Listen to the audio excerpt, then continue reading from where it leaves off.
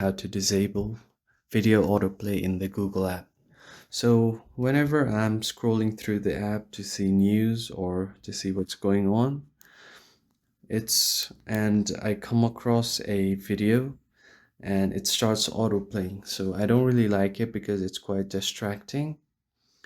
So if I scroll down and come across any kind of video, it's gonna start autoplaying, and here's what you can do to turn it off. So you can close the app and then reopen it so that you can view your profile.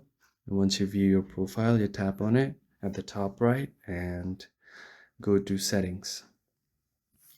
And if you go to your settings, you can scroll down to see this other settings. Here at the very bottom, you can see autoplay video previews.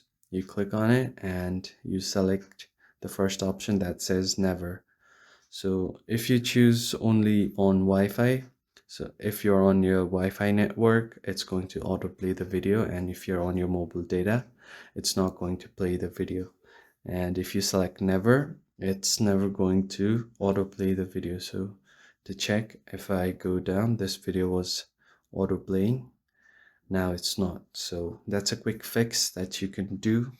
And yeah, that's it. See you on the next one.